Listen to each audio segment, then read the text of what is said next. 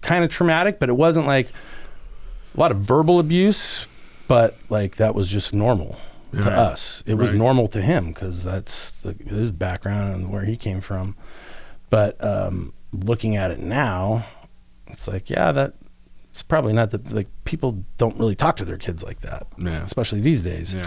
But like it was nothing like crazy trauma. Like we weren't beat as children. Like we were disciplined. My dad would spank us, smack us, whatever. My mom would spank us, smack us, not like, but it wasn't abusive. It was like, you did something wrong. Like back then you got hit as a kid.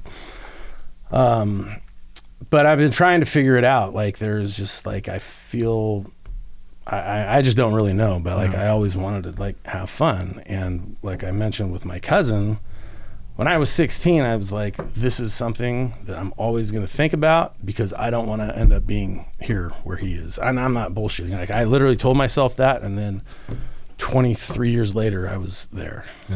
I didn't want to try any drugs in high school. Like I tried pot and all that. I drank, but I wanted to be the sober driver because I got like a cool car when I turned 16 and I wanted to be the sober driver. And then I'd occasionally drink. And then of course, got a little bit older, more drinking. But I wanted to stay away from drugs because I didn't want to end up like my cousin. And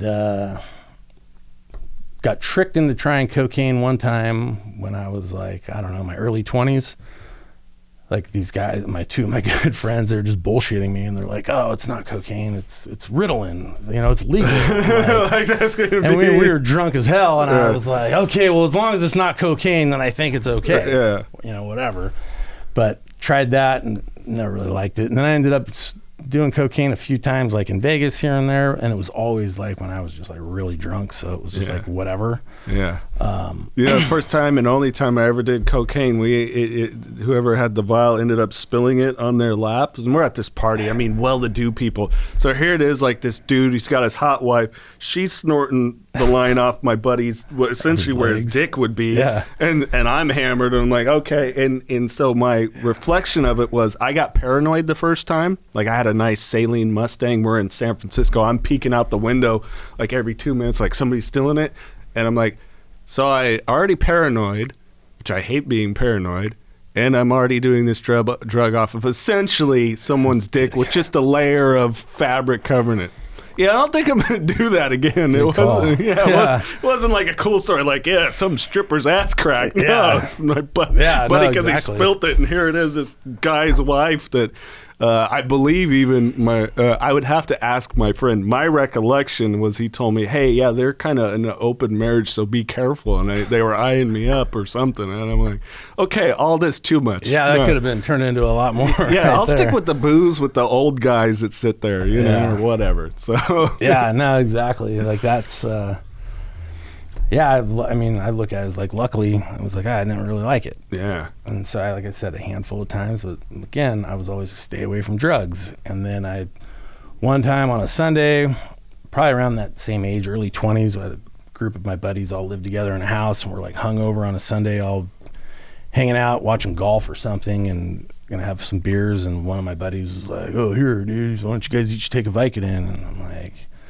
tried that when I had my wisdom teeth pulled out, and it made me sick. And he's like, just try it. And I was like, all right, whatever. And I took one, and it was just like, whatever, like made me really tired. And I was like, I definitely don't like those. And then again, fast forward like 5-6 years later, just 1-2 days laying in bed with a broken ankle, and just popping those pills. Like, who would have known? And I went from like saying, I don't like this, I don't want to do drugs, to like, oh, I need this because I need the pain to go away, because, God forbid I just lay in pain like I'm going to frickin' die or something.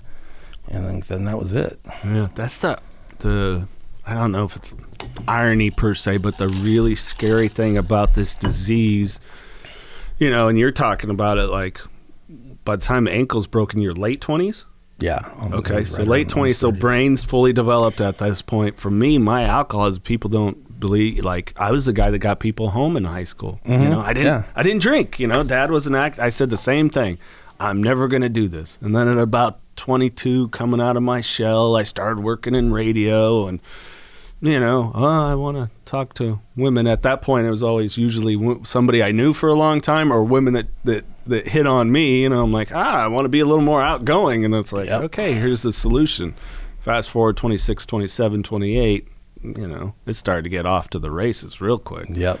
In reflection, then I didn't think anything of it because I was around a bunch of people that it seemed really normal. That's what we were all doing, so it's normal, you know? No, for sure. That was exactly what I did. Like, all my friends, everybody would drink on Friday, Saturday nights. Like, cool.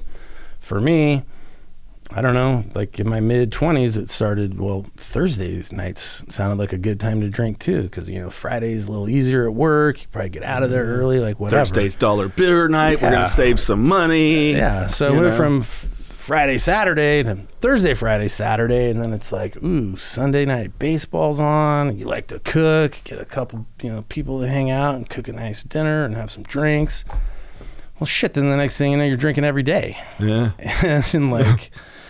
It's just like looking at it now, it's just like what the lack of self-awareness just in general, and I'm just like grateful as hell every day that I'm like the blinders are off, and like I don't consider myself to be like this enlightened individual, but I think at a certain degree I kind of am, because we're all programmed to behave certain ways. When I was in treatment, I think it was the second day I was there, and like we were going to the class. And that treatment center is fantastic because there's no bullshit. There's no real downtime. But anyways, somebody mentioned like, we're going to go into programming. I'm like, why do they call it programming? And then they're like, because we're all programmed. And so they're going to like reprogram us. And I was like, bullshit. You can't program people. Like, that's the dumbest thing I've ever heard.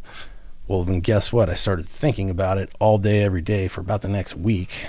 And I realized every single behavior that we all have, we're programmed to think and act certain ways, and that's from the way we celebrate things to the way we handle sad situations to the way we just go about our lives, and food choices, beverage choices, just in general. Like, it's not intuition that tells us to go to McDonald's and get a double cheeseburger and to go to In-N-Out and to go here and there. Like, no, it's convenient and it's easy and it's in your face. Yeah. This is the Knocking Doors Down podcast, featuring celebrities, experts, and everyday people who have overcome adversities, including addiction, mental health, and trauma, to live purposeful lives. And that's what Knocking Doors Down is all about.